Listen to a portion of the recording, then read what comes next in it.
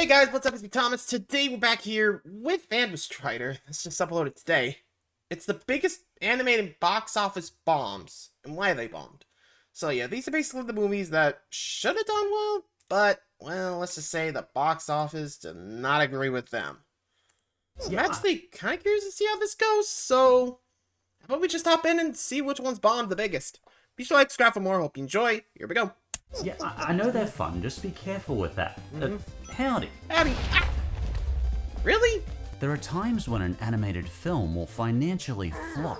It can be a case of bad word of mouth, failed advertising, or real-life events might get in the way. But sometimes a movie is just abysmal and nothing can save it. And speaking as someone who's had a lot of videos that have bombed recently, this topic felt close to my heart. It happens so sometimes. let's check out the biggest animated box office bombs.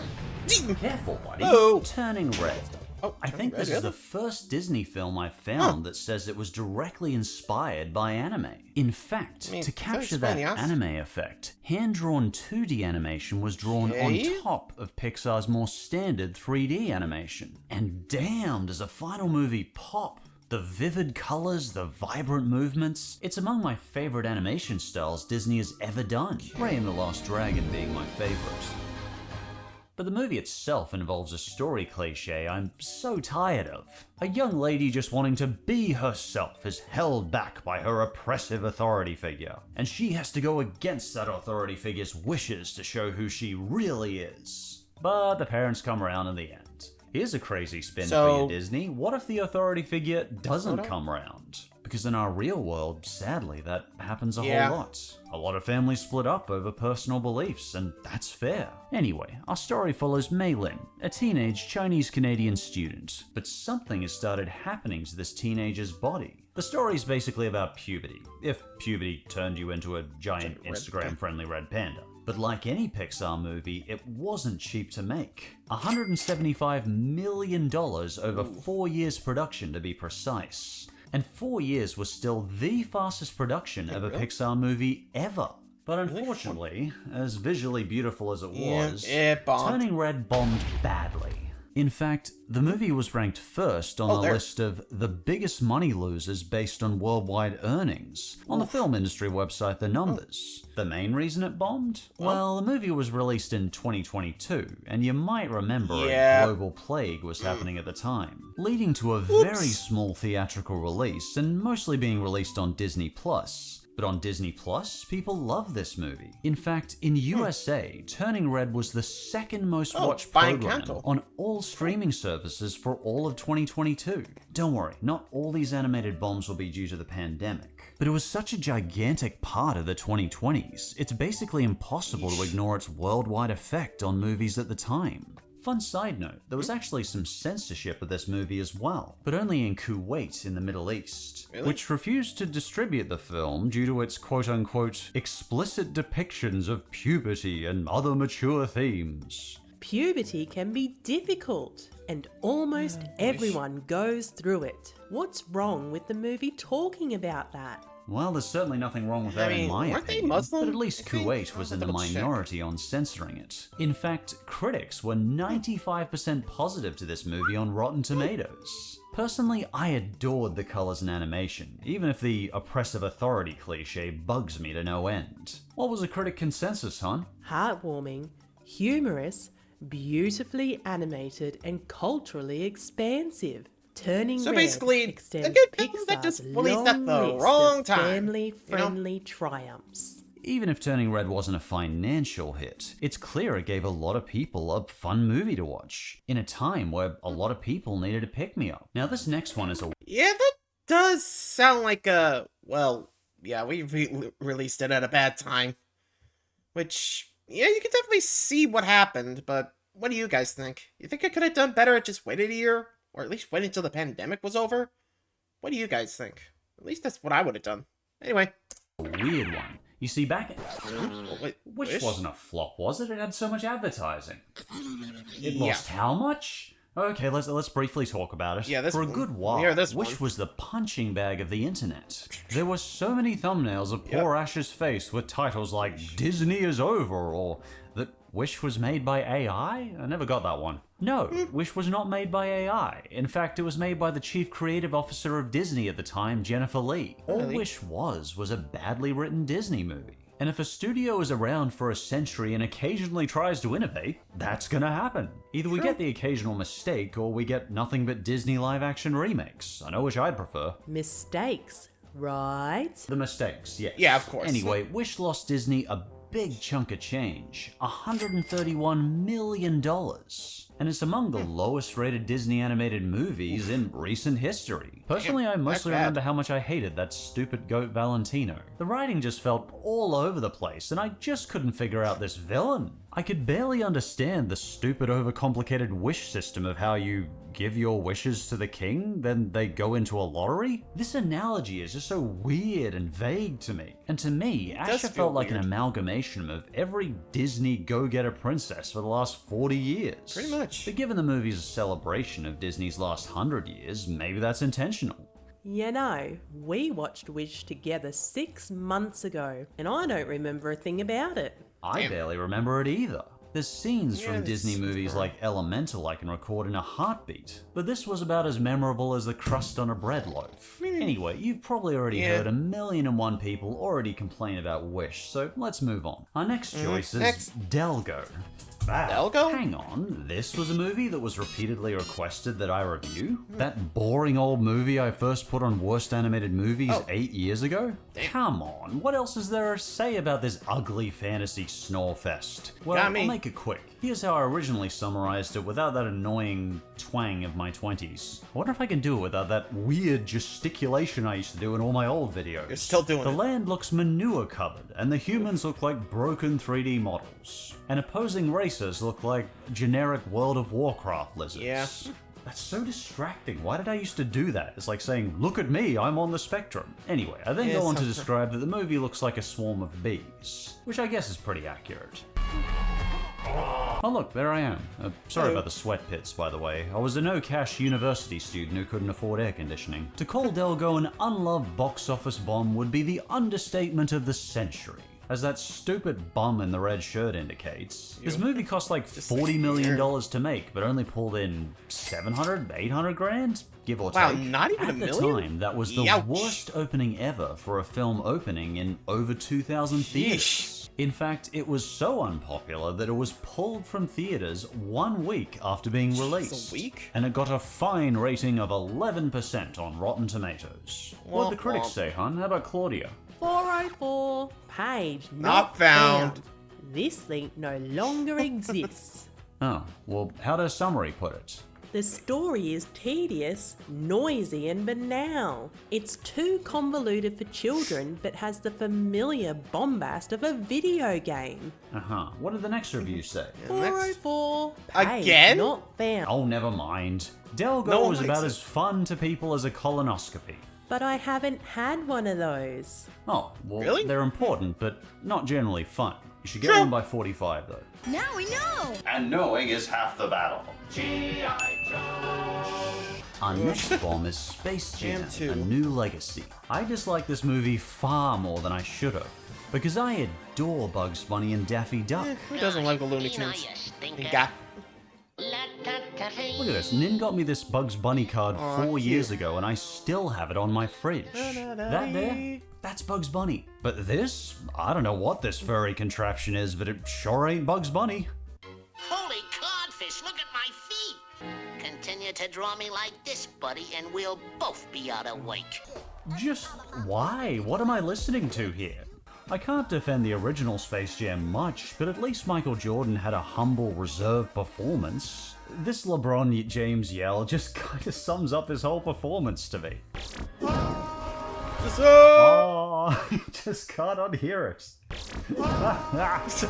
Not so poor James LeBron actually won a Golden Raspberry nomination for Worst Actor in this film. And that's a kind of award normally reserved for Tommy Wiseau levels of acting in The Room. Hang on, Duck. Just keep down for a second.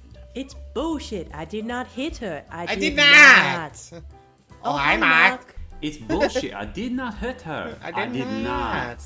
Oh, hi, Mark. Anyway, how'd this mess bomb? There was certainly no shortage of marketing for this film. In fact, Warner Brothers partnered with over 200 brands worldwide to promote Space Jam 2. Footwear, sportswear, Monopoly, even Connect 4. On Xbox One, it even got a tie-in video game. I'd love to argue that Space Jam 2 failed because, well, viewers can smell a bad movie. But it was 2021 and a lot of people were still indoors due to the whole plague thing. In theaters, Space Jam 2 grossed about $163 million around the world. That may sound like a lot, but when a movie costs $150 million to produce and countless millions to market, well, 163 just wasn't enough and this ended up a bomb for Warner Brothers. It probably didn't help that it was simultaneously released on HBO Max, but at least we all got a chance to be safe and stream the mediocrity for ourselves. Oh, fun fact, Warner Brothers originally tried to bring Michael Jordan back for Space Jam 2, but understandably, he refused to return. Can I go home now? What's something positive I can say about this movie? Well, I did like the creativity of this multiverse virtual basketball game they made, but critics just couldn't forgive the endless product placement. Oh, what subtlety! Or the tacky writing and unfunny dialogue. Critics also had an issue with what I have an issue with in modern movies. Space Jam 1 managed a comfortable 87-minute runtime. This movie had even less to say and somehow still managed to bloat its runtime to 2 hours. And if you've ever been to a movie screening of kids, you know that is far too long for kids to sit still. 90 minutes is pushing it. I think the critic consensus on Rotten Tomatoes captured the issues well. A new legacy trades the zany meta-humor of its predecessor for a shameless and tired exercise in IP-driven branding. But I'm right behind the critics, and I didn't mind this one bombing. Fun fact, this video was not sponsored by some samey Skinnerbox gambling mobile game you don't give two craps about. Personally, I never advertise those. Instead, this was sponsored by someone much more important to me. You. At this point, it's just my Patreon keeping the lights on now and keeping me making regular videos. So if you would like to decide on future videos, get exclusive Patreon videos, or just help keep my charity streams and videos happening, consider checking out my Patreon link in the description. Every couple of bucks really does help, and it's the only reason I'm still able to be here. And you're a sponsor I can actually like and respect and not feel bad about pitching. With that said, thanks for listening and let's continue the video. Next up, let's chat about how Onward bombed. That's right, Dad. It's me, Barley. Critics like Onward a lot. They thought it was a solid film. It was even nominated for Best Animated Picture, but to me personally, it was just okay. I remember seeing it and feeling underwhelmed, but maybe that was more a byproduct of how crappy I was feeling and a lot of people were feeling at the time. Onward was released in 2020 when all hell broke loose. Many people just weren't feeling particularly spiffy at the time. I'm not feeling particularly spiffy this year either. 2020's been a rough decade. Anyway, what's a story, Morning Glory? Two brothers, Ian and Barley, are two elves living in a suburban world among other mythical creatures, and they resurrect their father with wizardry. It's a wizard staff. Dad was a wizard. What? Hold on. But they can only resurrect their dad for 24 hours. Even worse, they could only revive his torso. And I wonder if this left the Elven brothers feeling how I felt about this movie. Surprised, yet underwhelmed and disappointed at the same time. But I do have to admire what a personal, raw place this movie came from. The director Dan based the story on when his father died in a car accident when he and his brother were very young. Honestly, even if the movie bombed, I hope the creators of this movie know their heartfelt story was still appreciated by many viewers in a difficult time. He's very proud of the person you grew up to be. The movie's production budget was a whopping $175 to $200 million, but it only managed to recover $142 million. Again, Disney doesn't do cheap films. I definitely think the main issue was the global pandemic. When Onward came out, a lot of theaters were completely closed. I remember seeing it on Disney Plus at home like a lot of other people. But I think it's also worth mentioning that Onward faced a fair amount of censorship. It was banned in multiple Middle East markets like Kuwait and Saudi Arabia. Why? Well, in one brief scene, the Lady Cyclops police officer gently indicates that she's a lesbian. And well, I simply can't help the people who think this somehow makes it worth being banned. It was also censored in Russia due to the quote-unquote Russian gay propaganda law, but I'm too burnt out to analyze that one right now. But know that at least here, you're always in a safe space. In lighter news, Onward received not super hot, but warm reviews from critics. You'll probably get what I mean from its consensus. Although it's no Pixar classic like Toy Story, Onward stands on its own as a funny, heartwarming and dazzlingly animated adventure. Another critic who had mixed thoughts on Onward was my friend Pup. He's a massive Pixar fan, but he didn't feel Onward quite stick the landing. What did you think, Pup? Onward is by no means a bad film. It gets by purely just on the themes of loss, grief, and appreciating what you have while it's there. But what separates Onward from Pixar's greats to me is that Onward doesn't really have those iconic characters to back those themes up. Sure, those Toy Story films have themes of loyalty, abandonment, growing up and moving on, but those films would not be what they are without their incredible cast of characters led by Sheriff Woody and Buzz Lightyear. More so than being the studio that makes grown adults cry, Pixar is probably best known for its incredible characters. Mike and Sully, The Incredibles, Marlon and Dory, these are the things that really resonate with people beyond anything else. And Onward doesn't really have that. Its two central protagonists can best be described as Elf Tom Holland and Elf Chris Pratt. Great characters are what make the best Pixar films shine the most, and Onward just comes up a little short in that department. Onward deserved far better than being a box office bomb, that's for sure. Alright, boss. Yeah, I mean, you ain't wrong. Like, I think it just lacked the character department. I mean, story-wise, you could definitely see it, but just not memorable, and it just released at a bad time. You can imagine, like, that combination did not help out well. Ouch. Whew. Okay. So far, it's just a lot of films that are just like, oof, just bad timing so far. You know, Turning Red, Onwards, you know, that jazz. The others are like, oof, you know, they slipped up bad. Just with Delgo and Wish, you know what's up. Anyway, next. Our next bomb is Teenage Kraken by DreamWorks. As a Kraken who is barely pulling off this whole human thing, I need to be there. Oh, Ruby is so adorable. How can you not like this design? It's like if a kitten turned into a sea creature. Then that creature turned into a giant monstrous sea Cthulhu. Unfortunately, this great sea kraken sank like a stone. It cost $70 million to make, but only pulled in $46 million. But honestly, give me this over Wish any day. But Teenage Kraken was the second lowest grossing film in DreamWorks history behind Spirit Untamed. And even then, Teenage Kraken had the lowest grossing weekend of any DreamWorks film in history. What the hell happened? I don't know. Well, this is another movie where we've got a pretty original idea. A teen comedy about a sea kraken. Tell me if you've ever seen that before. I haven't. Okay, maybe it's the whole don't look at me vibe, but there's something different about you. Unfortunately, I didn't even know this movie was released, and I didn't feel like I was the right demographic when I learnt about it. Personally, I was a teenager when Sabrina the Teenage Witch was on. And do teenagers even watch much DreamWorks animation? Critics speculated a similar issue.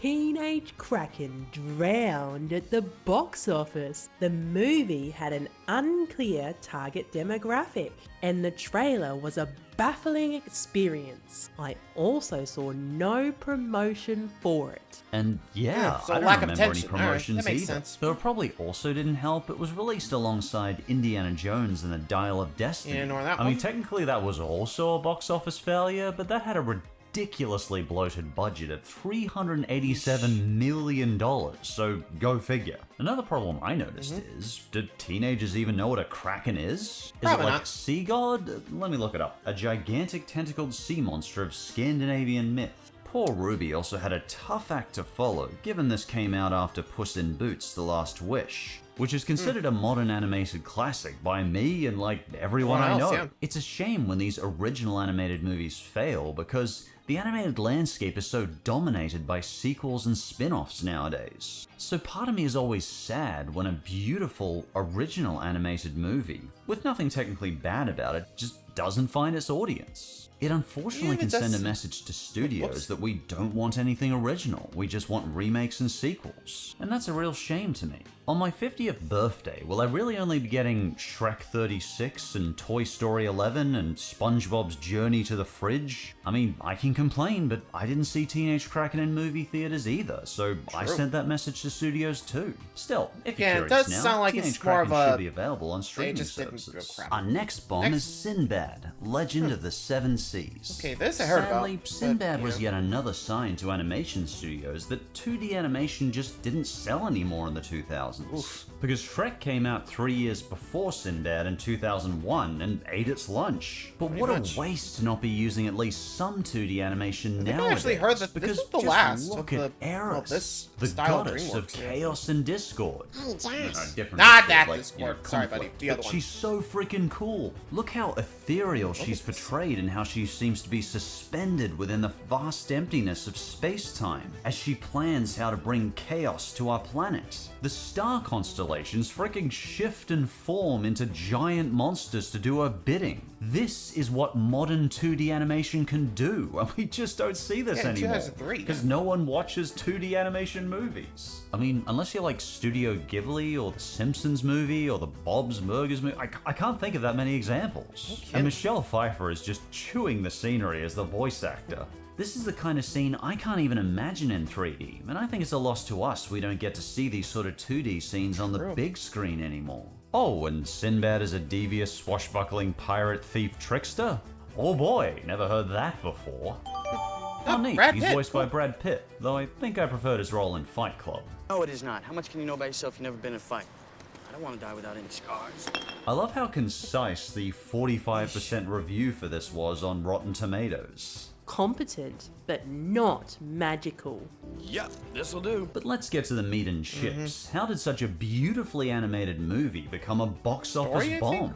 Was it the fierce competition at the time? Sinbad managed to earn $6.9 million in its opening weekend, since it was competing against such cinematic masterpieces as Legally Blonde 2. It sounds stupid just by its name. Yeah. Oh, and Charlie's Angels, Full Throttle, and Rugrats Go Wild. Oh dear. Yeah, 2004 wasn't exactly all sunshine and rainbows for cinema. Fun fact, I skipped Sinbad that weekend because a friend had invited me to see Charlie's Angels. And as a tween, I didn't yet know that movies could be that bad. Anyway, globally, Sinbad managed a total of 80 million, causing a big loss of 125 million for DreamWorks Animation. Ouch, the more I research this vid, the more I realize why we don't get 2D animated movies anymore. At the time of Sinbad, Katzenberg was running DreamWorks, and his disappointed comments kinda said it all. The idea of a traditional story being told using traditional animation is a thing of the past. Yep, 3D only from here on out. And a lot of Shrek sequels. And Cars sequels. A similar story was being told for Disney at the time as well. Disney's 2D Home on the Range was a huge box office failure the next year, while their Finding Nemo 3D movie grossed $936 million. The big animated studios were getting a clear picture that 2D animated movies generally just didn't sell anymore. And that's a real shame. True. Our next bomb is... Yeah, honestly, I think it's more like this the time, like, okay, let's think about it. Nowadays, it might actually stand a chance. Back then, it was just like, things were changing, and they were just too slow, I guess. I don't know. What do you guys think of it? Let me know. Anywho. It's Lightyear. Oh boy, this film was expensive, costing $200 million. Pixar put a lot of effort into this movie for 5.5 years, even adding special cameras to set, specifically for IMAX theaters. But it was so expensive that Disney just couldn't make their money back and lost $100 million from this movie. I think Lightyear's box office failure draws attention to an interesting modern day issue. Animated movies have gotten really expensive to make.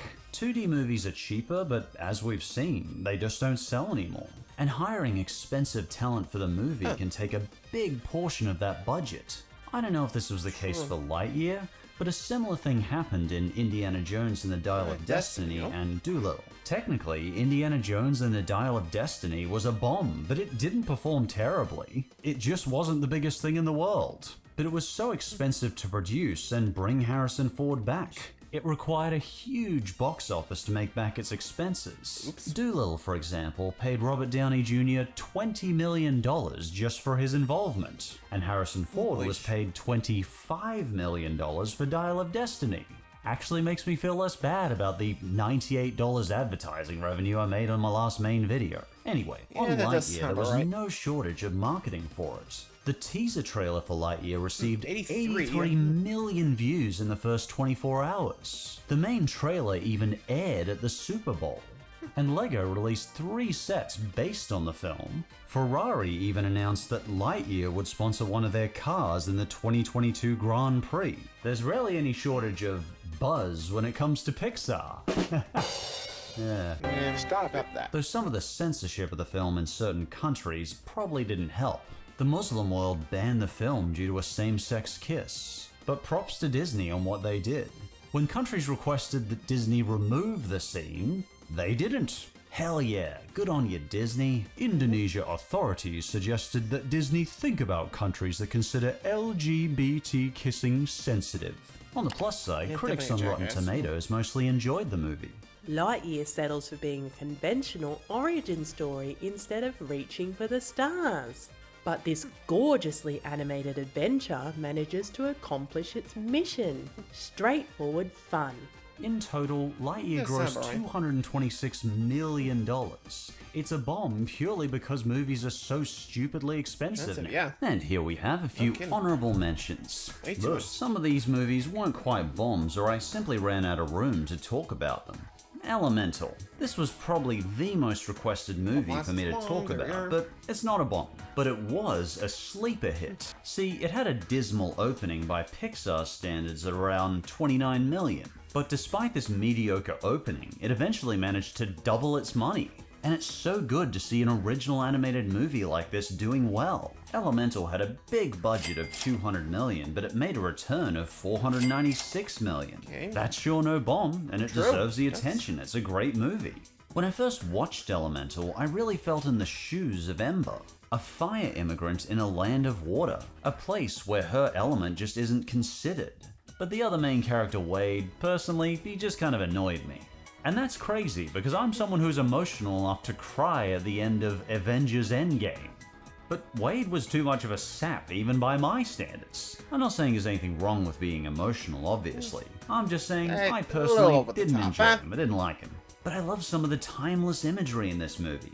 Like when Wade's and Ember's hands touch together. Isn't that beautiful? I think the critic Clarice summarized this movie really well. 3 out of 5.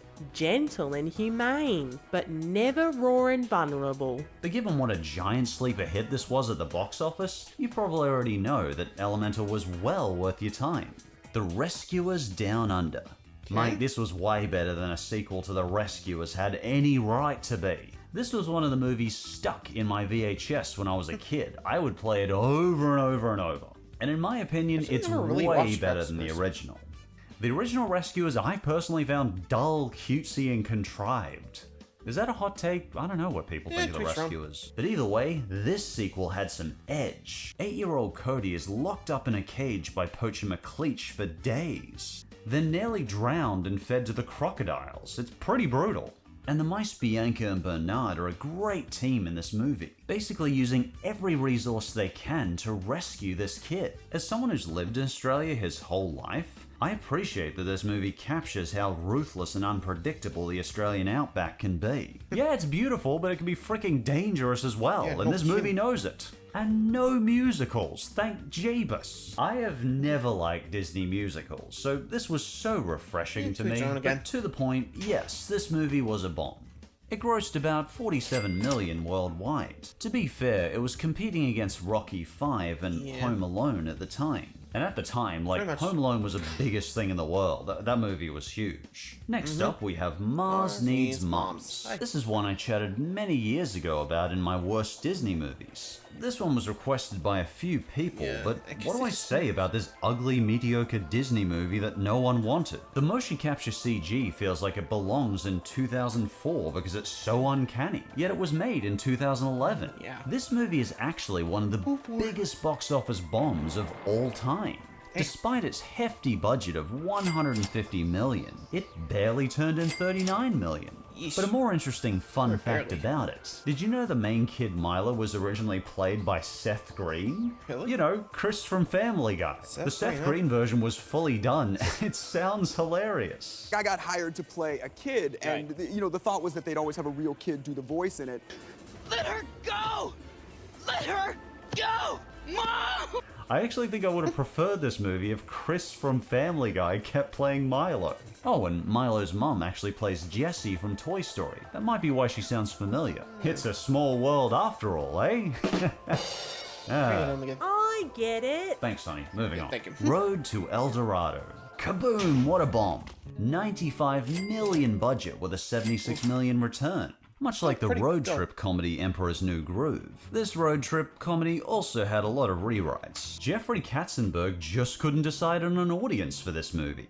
It was rewritten a crazy amount of times. The main anti-heroes Miguel and Tulio were originally written to be more raunchy, but then they were toned down. First it was a drama, then it was an adventure comedy with a PG-13 rating due to a steamy romance. Then to make it a more broadly appealing PG, the love interest Shell was given less scantily clad clothing, and the steamy romance stuff was toned right down. It was a mess. And despite all the team's efforts to appeal to everyone, it ended up a bomb. Critics weren't too kind to the movie either.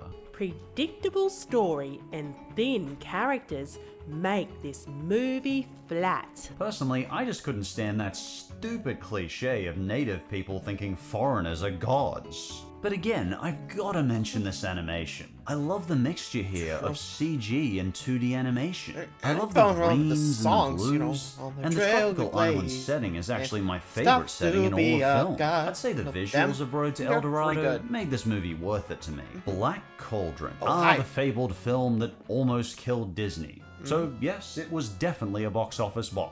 And also the first Disney movie to ever receive a PG rating. And one look at the Horned King probably gives you an idea why. This guy's one of the coolest looking villains ever, but he could also melt the skin off his victims, so go figure. This movie had such a weird tone to me. It's about an assistant pig keeper who wants to be a warrior. Yes, he'll meet a princess along the way, and yes, he looks way too silly to fight a villain as cool looking as the Horned King. Box office wise, this was a huge failure for Disney at the time. In 1985, the Black Cauldron's budget was about $44 million, which is about $155 million now. In fact, at the time, it was the most expensive animated film ever made. Again, at the time, yet the movie barely made $21 million, which was less than half of its budget. This was a huge loss for Disney at the time and put the entire animation department in threat of disappearing. Basil the Great Mouse Detective was released next and had a considerably smaller budget at $14 million. But luckily, it was a success in theaters, making $50 million, which kept Disney going to become the beast it is today. Next up, we have Atlantis. I can't think of an animation style quite like Atlantis. And what a soundtrack. But all I can hear when the main character Milo speaks is Marty McFly from Back to the Future. Atlantis wasn't quite a financial bomb in theaters, just lackluster, so it's only an honorable mention here. I quite like how Thomas Schumacher, the then president of Walt Disney Animation, expressed his disappointment with it. It seemed like a good idea at the time to not do a sweet fairy tale, but we missed. To be fair, Atlantis was competing with Shrek at the time, another sign to studios that, sadly, 2D animation was going out of fashion with audiences. On a side note, this is one of the most atmospheric trailers I've seen on a movie in years. Unlike a lot of modern movie trailers, it doesn't spoil anything, and it takes time to build the atmosphere. Isn't that nice? Okay, that should be every imported animated failure. Oh yeah, Osmosis Jones. Oh yeah, and Rocky and Bullwinkle, yeah. Yes, I know Rise of the Guardians was a cult classic. But don't give me that look, I tried my best. We're way over time as is. We're moving on to our last few choices. Last one, here we go. Our next box office bomb is The Iron Giant. Jeepers, talk about movies that deserve better. We've covered a lot from modern times. How about something from the late 90s? This film bombed badly at the box office, grossing $31 million worldwide while costing $50 million to make. Again, movies like this were an unfortunate nail in the coffin for 2D animation. Bombs like this one, and the ones I talked about before, well, they're part of the reason we mostly see 3D animated movies nowadays. Iron Giant and Quest for Camelot both bombed badly quite close to each other. And it showed to Warner Brothers and other companies that many people simply weren't interested in 2D animation the way they used to be. Sadly, 2D animation was seen as quote-unquote for kids by many people. Despite like The Simpsons and Family Guy, people saw it that way. I don't know, it was weird. I guess at the time, like Simpsons and King of the Hill, they were the exceptions. Anyway, we're off topic. I guess because of movies like Shrek and Toy Story, 3D animation was seen as more for the whole family, often with adult jokes thrown in. Toy Story and Shrek were unbridled successes, so they kinda set the standard. So we get 2D animation was losing its luster. Did anything else make the Iron Giant bomb? Because this was an amazing movie. Well, as a kid, I never saw the Iron Giant advertised. Apparently, Warner Brothers didn't bother marketing this movie much because, as I said, they were skeptical about 2D animation. Because the previous year, they tried marketing the cojones out of Quest for Camelot, with tons of promotional licensing and even fast food toys from Wendy's and Scholastic kids books. All of that marketing, but the 2D animation bombed anyway. Honestly, I don't blame that on 2D animation. I'd much rather see Iron Giant than Quest for Camelot. I know we could have talked about Quest for Camelot. It lost Warner Brothers like $40 million, but do you honestly care? I don't. Nope. Iron Giant, in my opinion, is a way better movie. Let's talk about that. I think if I ever discuss the 20 best animated movies, this will definitely be a contender. I saw Iron Giant at school when my teacher brought it in, because it was released on video cassette. Unlike Disney movies, I didn't get to see this a million times on VHS. This may sound silly, but I kinda related to the Iron Giant. As a tall, gangly, socially awkward guy who walks a lot at night, a lot of people cross the road when they see me coming. But I also think I'm a relatively gentle person, so I felt the giant's pain a lot when he was treated like a monster. Does that make sense? I don't know. The movie's 1957 Cold War setting and the gentle but powerful voice of the giant always stood out so much to me. Can you do that? Blah, blah, blah? Hell, this entire 100-foot tall giant is just so attention-grabbing. And those ridiculously expressive eyes. And there's so many scenes he just cracked me up purely with his awkward body language. I particularly remember the ending. It still tears me up all these years later. You are who you choose to be. But there's another interesting scene I could always instantly recall from when I was a kid. Hogarth's the kid that finds a giant, and Hogarth and the giant eventually find a deer, but they sadly witness the deer killed. Oops. But when the giant tries to touch the dead deer, Hogarth feels uncomfortable and demands he not touch the dead body. It's a strangely intense and real moment when we're confronted of how a living creature can instantly transform to a body or just meat. I've never heard a line quite like this other one too. It's bad to kill, but it's not bad to die. Dying isn't bad, but killing is. Isn't that powerful? All very memorable. Only one big nitpick I have. I've never liked the villain Kent, or how uncomfortable it is the way he stalks the young boy Hogarth. You definitely wouldn't see this in 2025. You just wouldn't. Though it's certainly not the creator's fault this hasn't necessarily aged well, so I try and just put it aside. Anyway, despite the poor movie attendance, I certainly wasn't the only one who loved this movie. Critics enjoyed the movie's story, voice acting, animation, and music, and it deservedly won 9 Annie Awards. The movie became a cult classic through home video releases. Otherwise, my teacher might never have brought it in, and I might never have seen this movie. Bomb at the box Warner Brothers certainly wasn't going to tell me about it. Personally, I'd watch Iron Giant 10 times over watching E.T. once. Nothing against E.T., I just like this movie way better. And last and most certainly least, Food Fight! I had a raisin for every time I've heard that one. Want some Brand X? It can't be any less digestible than this bucket of dreck. I stand corrected. Brand X, it's different but all the same.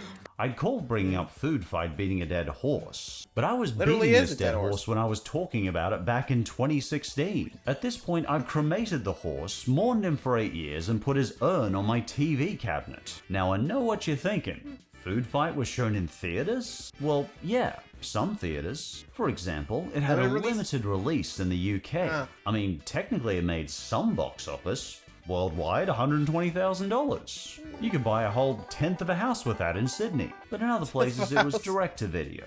I'd love to have been an audience where this was actually screened, just to see the parents and kids' reactions. Did they laugh? Did they cry? Did they leave the theater after 80 seconds realizing the horrors they'd signed up for? I would have left. Excuse me, but I seem to be catching a draft up here.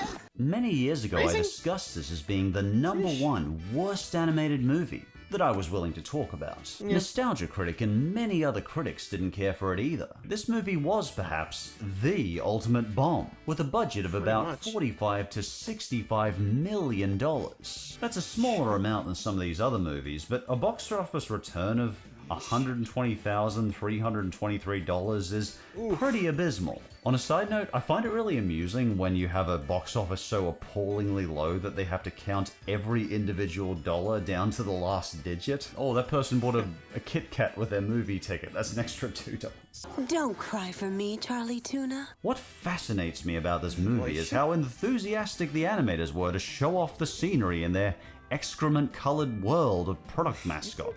The intro is presented like we're looking at this magical happy world with cheery pop music playing. I am so excited But it's more like I'm watching the city sewers after Taco Tuesday. I actually think my abysmal Go Animate cartoons look slightly more appealing to the eye than this. So much went wrong with this movie. The director was simply not suited to overseeing animation. The animators often complained about his haphazard micromanaging and having no understanding of animation, and they mentioned he brought his dogs into the studio regularly and would jump all over the animators. Brands that previously signed on to appear dropped out, like M&M's and Cheetos. Good call. Eventually, 2011, we got something. I don't know if I call it a movie, but I'd call it something. But this ramshackle mess of a sort of film we got was auctioned off for $2.5 million. Eventually, insurance was called on to complete the movie as quickly and cheaply as possible. One of the animators had this to say on the completed movie. The film is already ruined. The investors are just trying to salvage what they can. So their insurance company received the copyright to the film and released it. What the fudge? And given the abysmal reception you probably heard for the last 9 years, you can probably guess why it didn't make much money. It was so bad and so ugly, and I guess word of mouth spread quick. But hey, even if it's a bad movie, so many laughs have been brought to us over the years by just making fun of this movie. Frankly, my dear, I don't give a spam.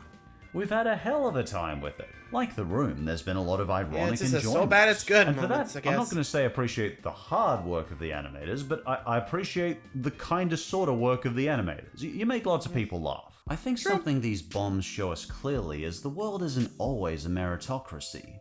We have a lot of extremely high-quality, thought-provoking, entertaining movies out there, but not all of these movies ever got the eyeballs they deserved. Another take-home issue I found is how ridiculously expensive animated movies have gotten, to the point where it's hard to make that budget back unless your movie is like the biggest thing in the world for a couple of weeks. With that said, please take care of yourself and each other. Thanks for watching, and whether I see you next time or not, I'll be back. And thanks to my patrons who... Yeah, honestly, let's just hope that sometime, sooner or later, we'll have the, oh wait, hold up. There is something here, hold on. Looks like there's something else. Give me a second. Normal, the world's cutest kitten. What makes you think you're so cute? Simple. All kittens are cute until they grow into cats and become ugly. I didn't have to hear that. I tell it like it is, baby cakes. Our next choice is Titan AE. In case you don't know, Don Bluth is an animation legend. And this is the final movie he created. You know, the mastermind behind The Land Before Time, American Tail, and The Secret of Nim. Basically, he made movies like Disney if they had a real edge. But after this gigantic box office failure, he seemed to just walk away from movies permanently. Titan AE lost 20th Century Fox about $100 million. This movie's budget was quite ambitious for the year 2000 at $75 to $90 million. That's about $145 million in 2025, so not chump change. True. But sadly, this only managed a box office of about $36 million. And a $100 million loss is going to make some executives and shareholders very angry. One executive got so mad over this movie, he went and founded Illumination. Really? So yes, this technically means we can indirectly blame Don Bluth for creating Minions. Dear me. I would have taken 20 years of Tiger over Minions any day. So what caused this disastrous bomb that inadvertently created the Minions?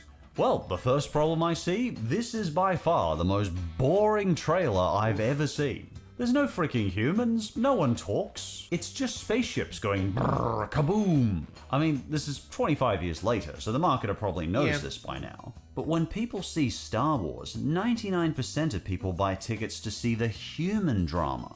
In Return of the Jedi, the viewers remember the drama with Luke and Vader fighting in front of the Emperor, not the stupid TIE fighters outside. I actually think Reddit had a simple but apt point on this failing.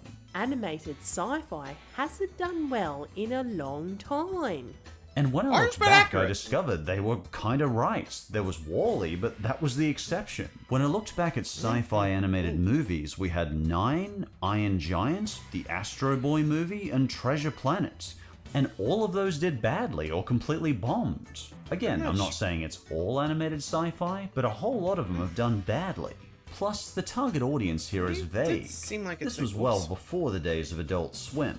And Titan AE is an adult animation in a time where movie animation was seen exclusively as for kids. I think in this regard, Don Bluth was a bit ahead of his time. But this movie is too colorless and grim for most kids. Just listen to this crazy thing. Picture the Land Before Time if it was a year 3028 and humanity was being destroyed by an alien race called the Druid made of pure energy. But like Land Before Time, saving the species is the name of the game here. It's a pretty bleak post-apocalyptic universe, and not exactly the bright, cheery colors audiences expected from animated movies in the year 2000. A lot of browns, actually. But damn, Blue still does that edge well here. I love how weird and creepy all these aliens are.